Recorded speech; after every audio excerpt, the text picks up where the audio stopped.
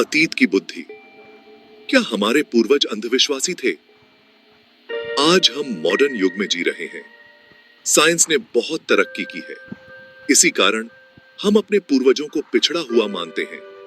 हम सोचते हैं कि उनके नियम अंधविश्वास पर आधारित थे। लेकिन क्या यह सच है? क्या वाकई हमारे पूर्वज अंधेरे में भटक रहे थे? इस सवाल का जवाब है नहीं। हमारे पूर्वज, खासकर ऋषि मुनि, बुद्धिमान थे। वे प्रकृति के नियमों को समझते थे। उन्होंने गहन अध्ययन और चिंतन के बाद ही नियम बनाए थे। उनके नियमों का उद्देश्य था मानव जीवन को सुखी और समृद्ध बनाना। बेहे ऋषि मुनि विज्ञान के अग्रदूत। हमारे ऋषि मुनि साइंस के अग्रदूत थे। वे प्रकृति के गूढ़ रहस्यों को जानते थे। उन्होंने खगोल विज्ञान, गणित, आयुर्वेद और योग जैसे विषयों में महत्वपूर्ण खोजें की। उन्होंने बिना किसी मॉडर्न उपकरण के ही ग्रहों की गति, नक्षत्रों का ज्ञान और जड़ी बूटियों के गुणों को पहचाना। यह उनकी वैज्ञानिक दृष्टि का ही परिणाम था। उनके नियम मनगढ़ंत कहानियां नहीं, बल्कि वैज्ञानिक तथ्यों पर आधारित थे। दो प्रकार के नियम, शाश्वत और परिवर्तनशील। ऋषि मुनियों ने दो प्रकार के नियम बनाए, वैज्ञानिक और सामाजिक। वैज्ञानिक नियम प्रकृति के नियमों पर आधारित थे, जो कभी नहीं बदलते। उदाहरण के लिए, सूर्य का पूरब से निकलना और पश्चिम में अस्त होना एक वैज्ञानिक नियम है। सामाजिक नियम उस समय की सामाजिक परिस्थितियों और आवश्यकताओं को ध्यान में रखकर बनाए गए थे। ये नियम समय के साथ बदलते रहते हैं। उदाहरण के लिए, पहनावा, खाना पीना, रहन सहन आदि सामाजिक नियमों में शामिल है।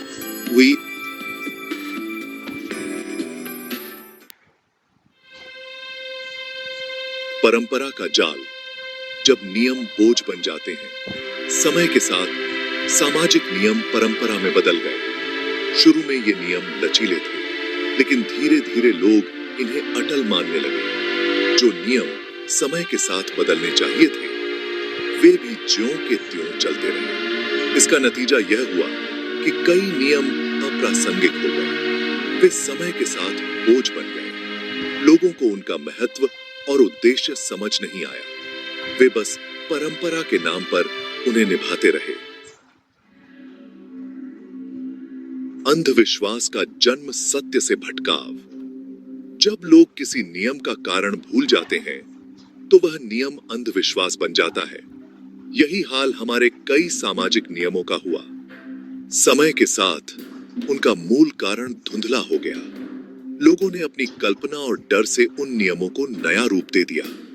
जो नियम कभी वैज्ञानिक और तार्किक थे, वे अब अंधविश्वास का रूप ले चुके थे। लोग उन्हें मानने के लिए मजबूर हो गए, भले ही उनका कोई तार्किक आधार न रहा हो। विज्ञान की ज्योति, प्राचीन ज्ञान का प्रकाश। आज हमें अपने पूर्वजों की विरासत को नए सिरे से समझने की जरूरत है। हमें उनके नियमों के पीछे छिपे विज्ञान और तर्क को खोजना होगा। यह जरूरी नहीं कि हम उनके सारे नियमों को आज भी मानें, लेकिन हमें यह जरूर समझना चाहिए कि वे नियम क्यों बनाए गए थे। इससे हमें अपने अतीत से जुड़ने और उससे सीखने में मदद मिलेगी। आज हमारी चर्चा का विषय है कि हमारे जीवन में उपवास या व्रत का क्या महत्व है। यह चर्चा हम इसलिए कर रहे हैं कि वेदांती यह समझ सकें कि हमें और आने वाली पीढ़ियों को हमारे पूर्वजों द्वारा स्थापित किन नियमों का पालन करना है और किन्हें छोड़ना है।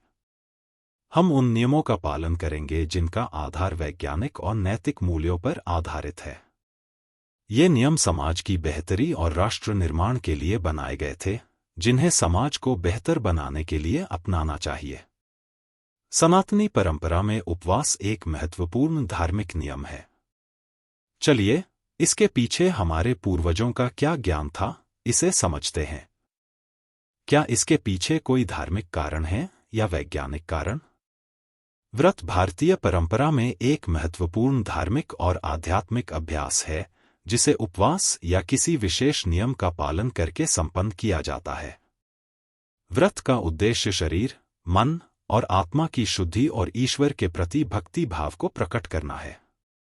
अब हम समझते हैं कि हमारे पुरातन काल के महान वैज्ञानिक, जिन्हें हम ऋषिमुनि कहते हैं, उन्होंने समाज को उपवास करने के लिए क्यों कहा और उसका क्या महत्व बताया। हमारे ऋषिमुनि उपवास के कारणों को अच्छी तरह से जानते थे, जिनका आधार पूरी तरह से वैज्ञानिक था। वे जानते थे कि उपवास करने से शरीर को क्या फायदे होते हैं। वे इस बात से अवगत थे कि शरीर ही एक ऐसा माध्यम है जिसके माध्यम से मनुष्य अपने अंतिम लक्ष्य, मोक्ष, को प्राप्त कर सकता है। परंतु अगर शरीर काम करने के लायक ही नहीं रहा तो मोक्ष की प्राप्ति कैसे होगी। ऋषिमुनि यह भी जानते थे कि इस शरीर का निर्माण कम से कम 100 वर्षों तक जीवित रहने के लिए किया गया है। इसलिए उन्होंने शरीर के लिए 4 प्रकार के कार्यों का निर्धारण किया और पूरे जीवन को 4 भागों में बांट दिया। 1. ब्रह्मचर्य आश्रम। पहले 25 वर्ष इस अवस्था में व्यक्ति शिक्षा ग्रहण करता है और संयमित जीवन जीता है। 2. गृहस्थ आश्रम। अगले 25 वर्ष इसमें व्यक्ति विवाह करता है, परिवार का पालन पोषण करता है और सामाजिक जिम्मेदारियां निभाता है। 3. वानप्रस्थ आश्रम। अगले 25 वर्ष इस अवस्था में व्यक्ति संसार से धीरे धीरे दूरी बनाता है और समाज सेवा में लगा रहता है। 4. संन्यास आश्रम। अंतिम 25 वर्ष इस अवस्था में व्यक्ति अपने जीवन को पूरी तरह से परमेश्वर को समर्पित कर देता है, सांसारिक मोहमाया से मुक्त होकर मोक्ष की प्राप्ति के लिए साधना करता है। ऋषिमुनियों ने यह भी बताया कि इस शरीर को 100 वर्षों तक जीवित रखने के लिए उपवास करना आवश्यक है। उपवास करने के कई फायदे हैं, जैसे शरीर में कैंसर कोशिकाओं का विकास नहीं होगा, पाचन तंत्र को आराम मिलेगा और इस प्रकार शरीर स्वस्थ रहेगा। जब शरीर स्वस्थ रहेगा तभी व्यक्ति अपने अंतिम लक्ष्य, मोक्ष, को प्राप्त कर सकेगा। इस प्रकार उपवास केवल धार्मिक कर्मकांड नहीं था, बल्कि इसका उद्देश्य शरीर को शुद्ध और स्वस्थ बनाए रखना था, ताकि मनुष्य दीर्घायु होकर अपने जीवन के हर चरण में सफलतापूर्वक अपना कर्तव्य निभा सके।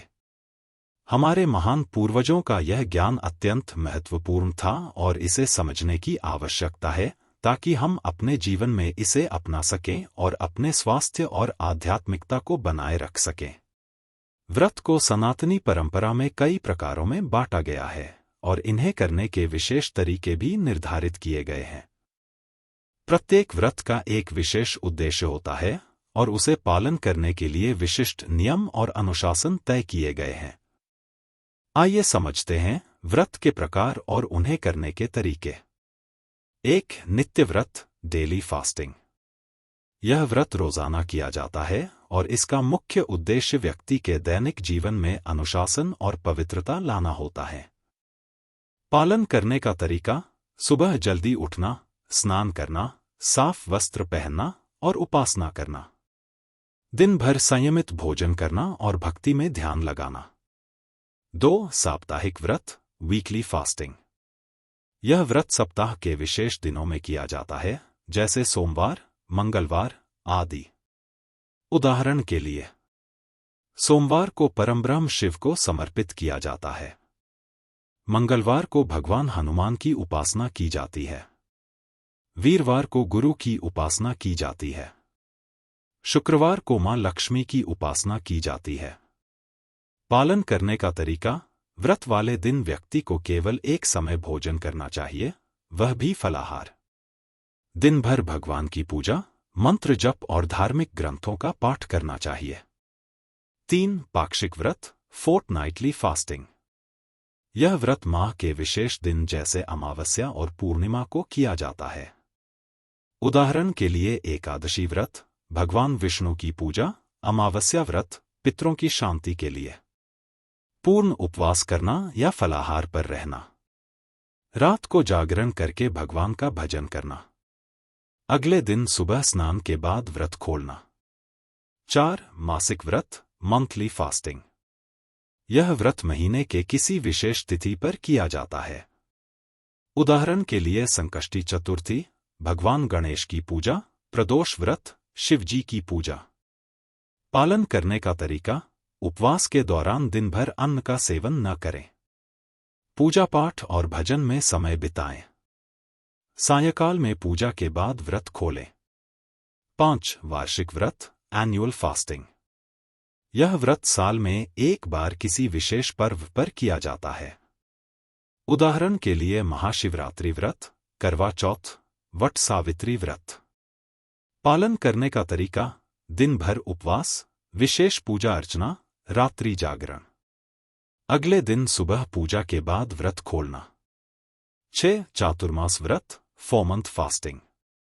यह व्रत 4 महीने, आषाढ़ से कार्तिक मास तक के लिए किया जाता है, जब भगवान विष्णु योग निद्रा में रहते हैं। उदाहरण के लिए चातुर्मास व्रत में विभिन्न प्रकार के नियमों का पालन किया जाता है, जैसे प्याज लहसुन का त्याग, एक समय भोजन आदि। पालन करने का तरीका: 4 महीनों तक संयमित आहार, साधना और भक्ति में समय बिताना। प्रतिदिन धार्मिक ग्रंथों का अध्ययन करना। 7. विशेष व्रत, specific fasting for special occasion. कुछ विशेष इच्छाओं या संकल्पों की पूर्ति के लिए किए जाने वाले व्रत। उदाहरण के लिए संतान प्राप्ति के लिए सत्यनारायण व्रत, स्वास्थ्य लाभ के लिए हनुमान व्रत। पालन करने का तरीका: इस प्रकार के व्रतों में विशेष पूजा, अनुष्ठान और धार्मिक ग्रंथों का पाठ किया जाता है। संकल्प के अनुसार समय समय पर व्रत को दोहराना होता है। व्रत करने के सामान्य तरीके निम्नलिखित हैं। व्रत के दिन विशेष रूप से शुद्धता का ध्यान रखा जाता है। स्नान करके शुद्ध वस्त्र धारण करना चाहिए। उपवास के दौरान फलाहार या विशेष प्रकार के आहार लेने चाहिए। तामसिक भोजन से बचना चाहिए। व्रत के दौरान भगवान की पूजा, मंत्र जप और ध्यान करना चाहिए। धार्मिक ग्रंथों का पाठ भी करना लाभकारी होता है। मन, वचन और कर्म से सकारात्मक रहना चाहिए। बुरे विचारों और क्रोध से दूर रहना चाहिए। व्रत का पालन पूर्ण भक्ति और श्रद्धा के साथ करना चाहिए। भगवान के प्रति समर्पण का भाव रखना चाहिए। व्रत पालन के विभिन्न तरीकों का मुख्य उद्देश्य यह था कि प्रत्येक व्यक्ति, चाहे उसकी दिनचर्या कैसी भी हो, उपवास के महत्व को समझ सके और इसका पालन कर सके। यह सुनिश्चित करने के लिए कि हर कोई व्रत के लाभ प्राप्त कर सके, इन विभिन्न स्तरों और तरीकों को अपनाने की व्यवस्था की गई थी। दैनिक व्रत, डेली व्रत। जो लोग रोजाना उपवास करने में सक्षम हैं, उनके लिए दैनिक व्रत की परंपरा स्थापित की गई थी। इसका उद्देश्य नियमित अनुशासन और आत्मसंयम को प्रोत्साहित करना था। साप्ताहिक व्रत, वीकली व्रत। जो लोग प्रतिदिन उपवास नहीं कर सकते थे, वे सप्ताह में एक बार उपवास करके आत्मशुद्धि और अनुशासन का अभ्यास कर सकते थे। यह उनके लिए एक सुलभ विकल्प था। मासिक व्रत, मंथली व्रत। जो लोग साप्ताहिक व्रत नहीं कर सकते थे, उनके लिए मासिक व्रत का प्रावधान किया गया। इससे उन्हें भी व्रत के लाभ प्राप्त करने का अवसर मिला। चातुर्मास व्रत, चतुर्मास व्रत। 4 महीने के इस विशेष व्रत का उद्देश्य लोगों को लंबे समय तक संयमित जीवन जीने के लिए प्रेरित करना था। यह व्रत विशेषकर वर्षा ऋतु में किया जाता है, जब पर्यावरणीय परिस्थितियां बदलती हैं और शरीर को अतिरिक्त शुद्धिकरण की आवश्यकता होती है। वार्षिक व्रत, एनुअल व्रत। यदि कोई व्यक्ति नियमित उपवास करने में असमर्थ है, तो वह साल में एक बार विशेष अवसरों पर व्रत करके अपने जीवन में धार्मिकता और अनुशासन को बनाए रख सकता है। यह कम से कम प्रयास में अधिकतम लाभ प्राप्त करने का तरीका था। व्रत का अंतिम उद्देश्य कई दृष्टिकोण से देखा जा सकता है। इन सभी व्रतों का एक ही उद्देश्य था: समाज को व्रत के महत्व को समझाना और यह एहसास कराना कि व्रत न केवल शारीरिक स्वास्थ्य के लिए लाभकारी हैं, बल्कि मानसिक और आत्मिक शुद्धि के लिए भी आवश्यक है।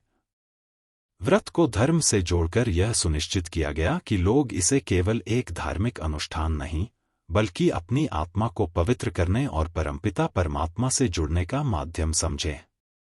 इस तरह व्रत के माध्यम से व्यक्ति को अपने जीवन के अंतिम लक्ष्य, मोक्ष की प्राप्ति के प्रति जागरूक करना था।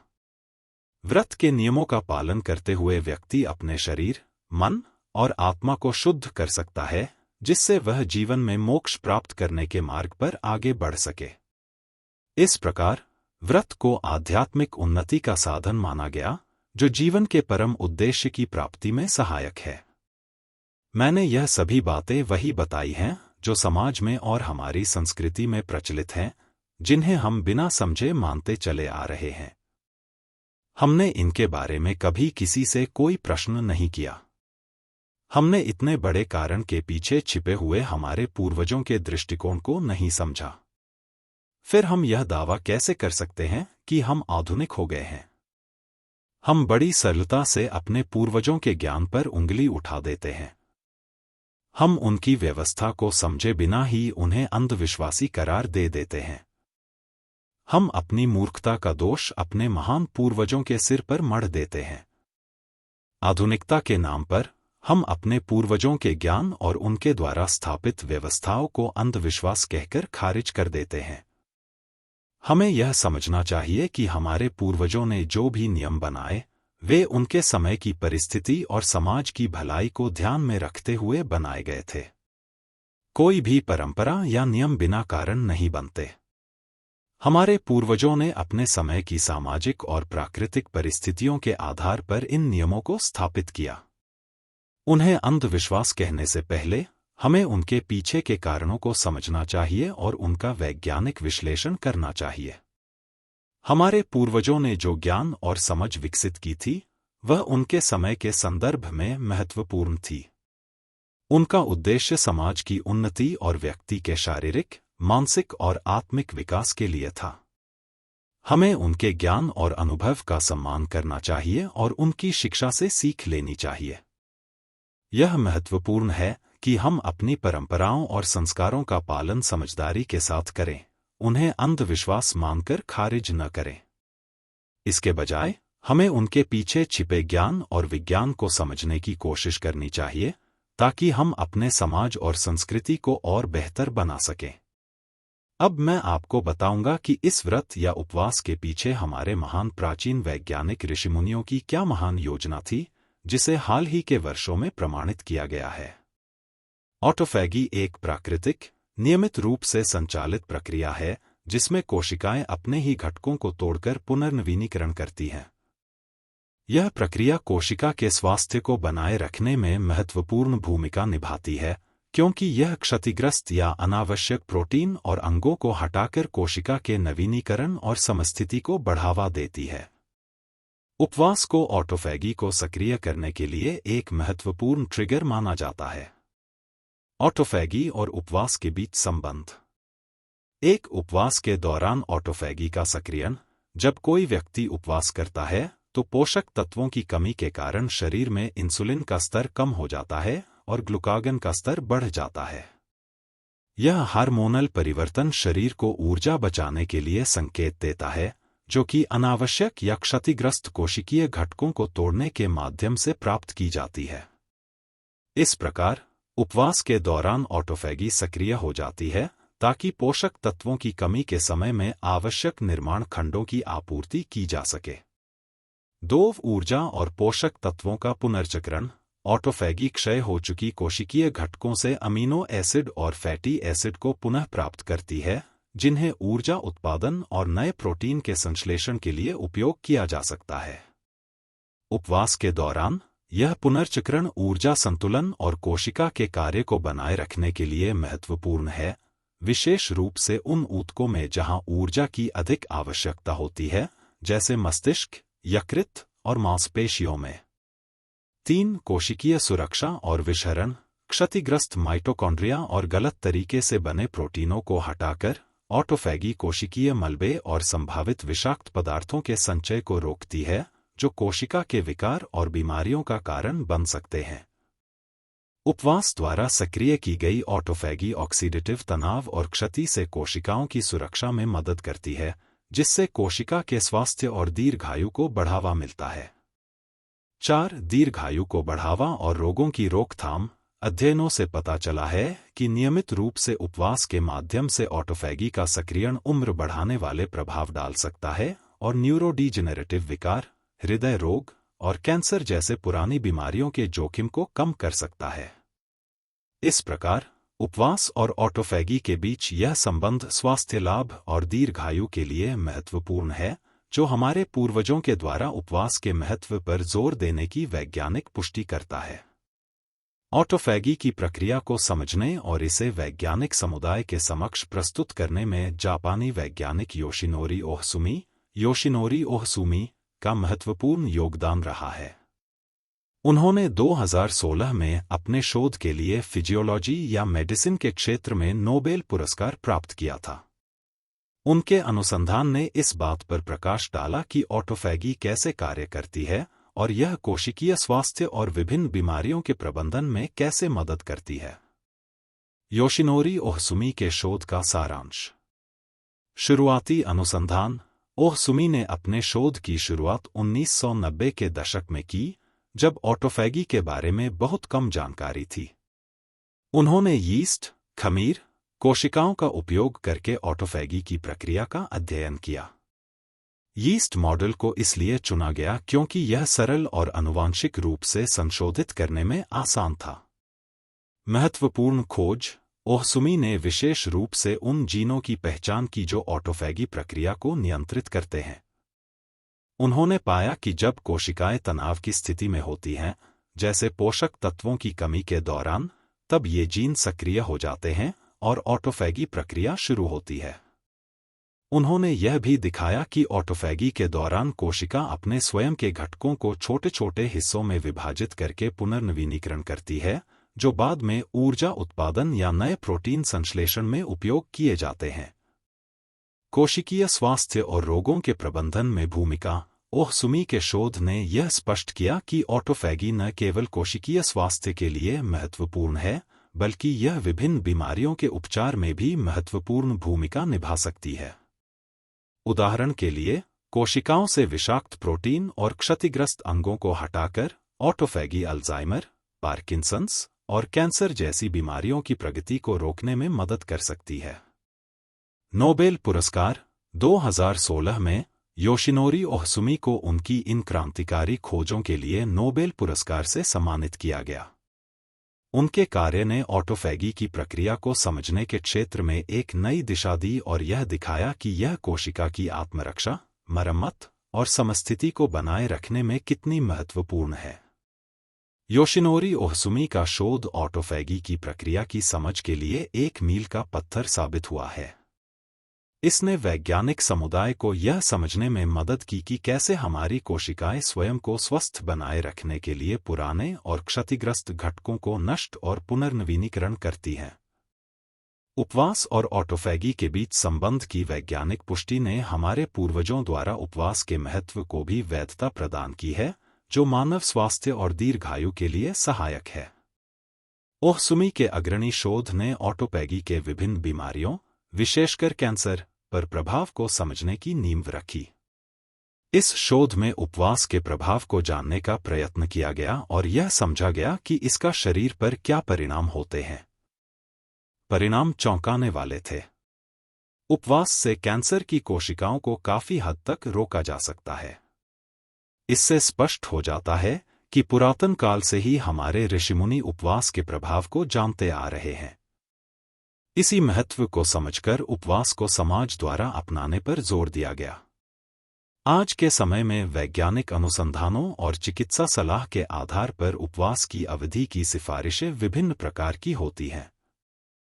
सामान्य उपवास की अवधि के सुझाव सामने आया है, जो इस प्रकार है। 1-16-8 विधि। इसमें दिन में 16 घंटे उपवास और 8 घंटे की खा सकने की अवधि होती है। यह इंटरमिटेंट फास्टिंग का एक सामान्य रूप है, जो शरीर के लिए फायदेमंद साबित हो सकता है। 2-24 घंटे उपवास। सप्ताह में 1 या 2 बार 24 घंटे का उपवास भी लाभकारी हो सकता है। इस तरह के उपवास से शरीर की डिटॉक्सिफिकेशन प्रक्रिया को सहायता मिलती है और सेलुलर मरम्मत को प्रोत्साहित किया जाता है। 3-48-72 घंटे उपवास। कुछ शोधों में लंबे उपवास जैसे 48 से 72 घंटे तक की अवधि को भी अध्ययन किया गया है, जो विशेष रूप से ऑटोफैगी प्रक्रिया को सक्रिय करने में मदद कर सकता है। हालांकि यह लंबा उपवास सामान्य लोगों के लिए सिफारिश नहीं की जाती है और इसे चिकित्सीय निगरानी में करना चाहिए। अब समझें, जैसे कि मैंने अलग अलग तरह के उपवास का जिक्र किया है, तो ऐसा करने की हमारे पूर्वजों को क्यों आवश्यकता हुई, इसे भी समझना जरूरी है। उपवास की प्रभावशीलता और सुरक्षित अवधि व्यक्तिगत स्वास्थ्य, उम्र और जीवन शैली पर निर्भर करती है। लंबे समय तक उपवास से शरीर में हाइपोग्लाइसीमिया, लो ब्लड शुगर और अन्य स्वास्थ्य समस्याओं का खतरा बढ़ सकता है। इसलिए उपवास की अवधि और प्रकार का चयन करते समय सावधानी बरतनी चाहिए। उपवास का समय और अवधि व्यक्तिगत स्वास्थ्य लक्ष्यों और जीवन शैली के अनुसार चुनी जानी चाहिए। विभिन्न शोधों और अध्ययनों के अनुसार उपवास की अवधि और प्रकार को धीरे धीरे लागू करना और अपने शरीर की प्रतिक्रिया का ध्यान रखना महत्वपूर्ण है। अब हम बात करते हैं उपवास या व्रत से इसके अतिरिक्त और क्या फायदे हैं, जिनके बारे में हमारे पूर्वजों को पहले से ही पता था। 1. पाचन तंत्र का विश्राम। उपवास के दौरान पाचन तंत्र को विश्राम मिलता है, जिससे शरीर के विषाक्त पदार्थ बाहर निकल जाते हैं। इससे यकृत और किडनी के कार्य में सुधार होता है। नियमित उपवास से पाचन तंत्र की कार्यक्षमता बढ़ती है और पाचन संबंधित समस्याओं में राहत मिलती है। 2. वजन घटाने में सहायक। उपवास से कुल कैलोरी सेवन कम हो जाता है, जिससे वजन घटाने में मदद मिलती है। उपवास से मेटाबॉलिज्म में सुधार होता है, जिससे शरीर में वसा का अपघटन तेजी से होता है। 3. हृदय स्वास्थ्य में सुधार। उपवास से कोलेस्ट्रॉल स्तर में सुधार होता है, जिससे हृदय रोगों का खतरा कम होता है। उपवास से रक्तचाप नियंत्रण में मदद मिलती है, जिससे हृदय स्वास्थ्य बेहतर होता है। 4. मानसिक स्वास्थ्य में सुधार। उपवास से मस्तिष्क की कार्यक्षमता में सुधार होता है और मानसिक स्पष्टता बढ़ती है। उपवास के दौरान ध्यान और प्रार्थना से मानसिक शांति मिलती है, जिससे तनाव कम होता है। 5. दीर्घायु और जीवन की गुणवत्ता में सुधार। उपवास के दौरान ऑटोफेजी प्रक्रिया सक्रिय होती है, जिसमें कोशिकाएं खुद को रिपेयर करती हैं।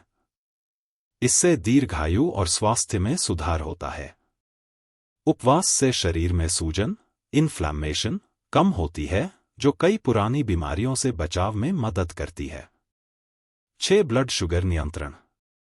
उपवास से इंसुलिन संवेदनशीलता बढ़ती है, जिससे ब्लड शुगर स्तर नियंत्रित रहता है और टाइप 2 डायबिटीज का खतरा कम होता है। 7. जीवन शैली में सुधार। उपवास से खाने की आदतों में सुधार होता है और व्यक्ति अधिक स्वस्थ भोजन का चयन करता है। उपवास से आत्मानुशासन और संयम में वृद्धि होती है, जो जीवन के अन्य क्षेत्रों में भी सकारात्मक प्रभाव डालता है।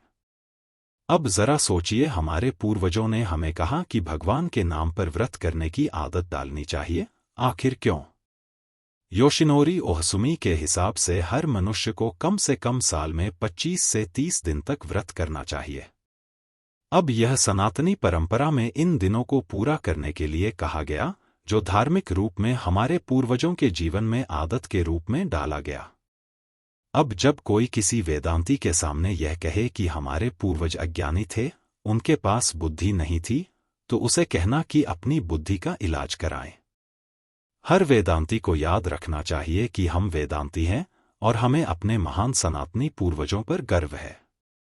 हमें गर्व महसूस करना चाहिए कि हमारे पूर्वजों ने सरल और सामान्य नियमों के माध्यम से विज्ञान से हमारा परिचय कराया। ऐसे महान पूर्वजों को मैं मृत्युंजय वेदांती नमन करता हूं। इन सब कारणों से यह स्पष्ट हो गया है कि व्रत का आधार वैज्ञानिक है, यह स्थायी सत्य है जिसका पालन वेदांतियों को करते रहना होगा। वेदांती इस व्रत के संदेश को अपनी आने वाली पीढ़ियों तक बढ़ाएंगे, क्योंकि यह समाज की भलाई के लिए बनाया गया शाश्वत नियम था। वेदांती समाज का हर व्यक्ति भविष्य में भी इसका पालन करता रहेगा। आइए समझते हैं कि हमारे पूर्वजों ने उपवास के क्या क्या फायदे बताए थे। 1. शारीरिक शुद्धि। उपवास करने से शरीर के विषाक्त पदार्थों को बाहर निकालने में सहायता मिलती है। यह शरीर की प्राकृतिक शुद्धि प्रक्रिया को प्रोत्साहित करता है, जिससे शरीर स्वस्थ रहता है और बीमारियां दूर रहती हैं। 2. मानसिक एकाग्रता। उपवास के दौरान व्यक्ति का मन भोजन की ओर से हटकर अन्य उच्च विचारों की ओर केंद्रित होता है। इससे मानसिक एकाग्रता बढ़ती है और व्यक्ति को ध्यान और साधना में मदद मिलती है। 3. आध्यात्मिक प्रगति। उपवास के माध्यम से व्यक्ति अपने मन और शरीर पर नियंत्रण पाता है, जिससे उसे आत्मा के स्वरूप को समझने और ईश्वर से जुड़ने का अवसर मिलता है। उपवास के दौरान ध्यान और भक्ति के अभ्यास से व्यक्ति आध्यात्मिक रूप से प्रगति करता है। 4. आनुवंशिक स्वास्थ्य। नियमित उपवास करने से शरीर की कोशिकाओं को समय समय पर पुनर्जीवित होने का मौका मिलता है, जो दीर्घकालिक स्वास्थ्य के लिए महत्वपूर्ण है। इससे न केवल शारीरिक बल्कि आनुवंशिक स्वास्थ्य भी सुधरता है और आने वाली पीढ़ियां स्वस्थ रहती हैं। 5. भावनात्मक संतुलन। उपवास करने से व्यक्ति के भीतर धैर्य, सहनशीलता और आत्मनियंत्रण की भावना विकसित होती है। इससे भावनात्मक संतुलन बना रहता है, जो जीवन की चुनौतियों का सामना करने में मददगार होता है। इस प्रकार उपवास को केवल भूख सहन करने का एक तरीका न समझें, बल्कि इसे जीवन के विभिन्न पहलुओं में सुधार लाने के एक साधन के रूप में देखें। यह शारीरिक, मानसिक और आध्यात्मिक उन्नति के लिए अत्यंत महत्वपूर्ण है, जैसा कि हमारे ऋषिमुनियों ने प्राचीन काल से समझाया है।